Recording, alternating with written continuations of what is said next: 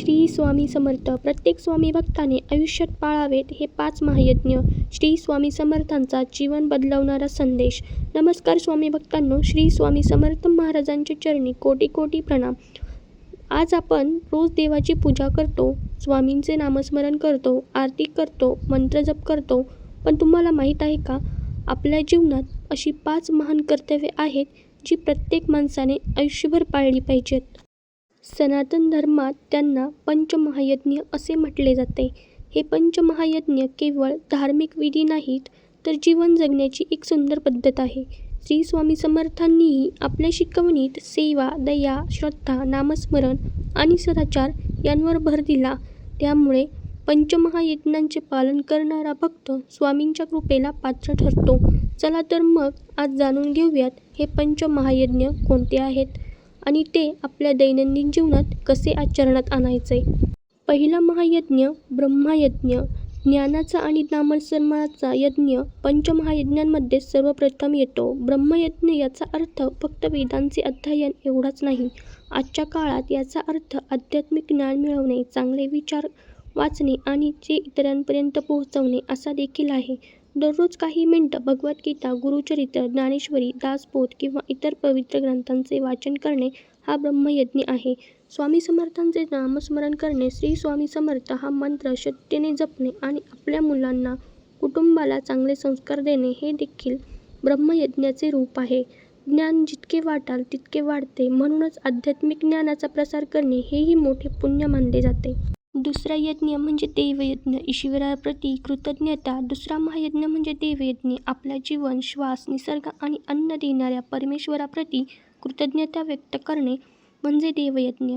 दररोज सकाळी किंवा संध्याकाळी दिवा लावणे, स्वामी समर्थांची पूजा करणे, आरती म्हणणे, ध्यान करणे आणि मनापासून प्रार्थना करणे हे देवयज्ञाचे स्वरूप आहे. देवयज्ञ म्हणजे केवळ मोठे मोठे यज्ञ किंवा हवन नव्हे, शुद्ध मनाने केलेली छोटीशी प्रार्थनाही देवाला प्रिय असते. स्वामी समर्थ नेहमी सांगतात की बाह्य दिखावा महत्त्वाचा नाही, तर मनातील शुद्धी महत्त्वाची आहे. म्हणून पूजा करताना मन एकाग्र ठेवा आणि प्रत्येक कृती प्रेमाने करा. 3 नंबर पितृयज्ञ. आईवडील आणि पूर्वजांप्रती कृतज्ञता. तिसरा महायज्ञ म्हणजे पितृयज्ञ. आपल्या जन्मापासून आपल्यावर आईवडील आणि पूर्वजांचे मोठे ऋण असते. त्यांचा आदर करणे आणि त्यांची सेवा करणे, त्यांच्या भावना समजून घेणे आणि वृद्धकाळात त्यांची काळजी घेणे हेच खरे पितृयज्ञ आहे. ज्यांचे आईवडील या जगात नाही त्यांनी त्यांच्या स्मरणार्थ प्रार्थना करावी, श्राद्ध, तर्पण किंवा आपल्या परंपरेनुसार विधी करावेत. आज अनेक लोक देवळात मोठे दान करतात पण स्वतःच्या आईवडिलांकडे दुर्लक्ष करतात. स्वामी समर्थांच्या शिकवणीनुसार अशी भक्ती अपूर्ण मानली जाते. आईवडिलांचा आशीर्वाद म्हणजे ईश्वराचा आशीर्वाद. त्यांच्यासोबत सेवेतच खरे पुण्य आहे. चौथा यज्ञ म्हणजे भूतयज्ञ. सर्व जीवांवर प्रेम. चौथा यज्ञ म्हणजे भूतयज्ञ. येथे भूत म्हणजे भूत प्रेत नव्हे, तर सर्व सजीव प्राणी, गाय, कुत्रा, मांजर, पक्षी, मुंगी आणि निसर्गातील प्रत्येक जीव हा परमेश्वराची निर्मिती आहे. भुकेल्या प्राण्याला अन्न देणे, पक्ष्यांसाठी पाणी ठेवणे, झाडे लावणे, पर्यावरणाचे रक्षण करणे आणि कोणत्याही जीवाला विनाकारण त्रास न देणे म्हणजे भूतयज्ञ. स्वामी समर्थांच्या अनेक कथांमध्ये प्राणीमात्रांवरील दया आणि करुणा यांचे महत्त्व सांगितलेले दिसते.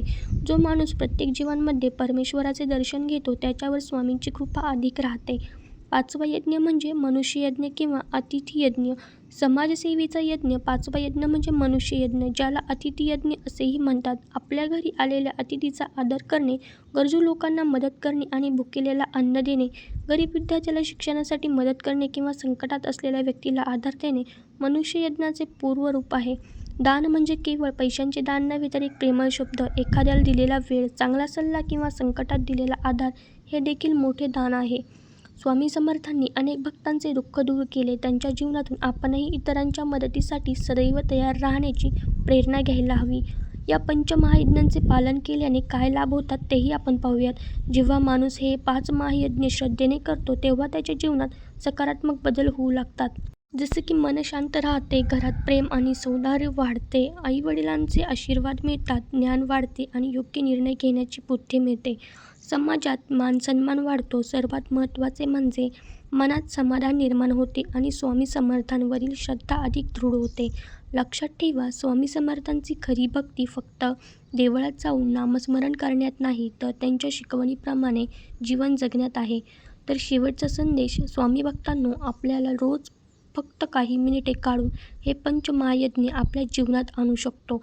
ज्ञान मिळवा आणि वाटा. देवाचे स्मरण करा, आईवडिलांची सेवा करा, प्राणीमात्रांवर दया करा आणि गरजूंना मदतीचा हात द्या. हीच खरी स्वामी सेवा आहे. हीच खरी भक्ती आहे. चला आजपासून आपण सर्वजण एक संकल्प करूया की आपल्या क्षमतेनुसार हे 5 पंचमहायज्ञ नक्की पाळू. श्री स्वामी समर्थ महाराज सर्वांवर कृपा ठेवोत. आपल्या घरात सुख, शांती, आरोग्य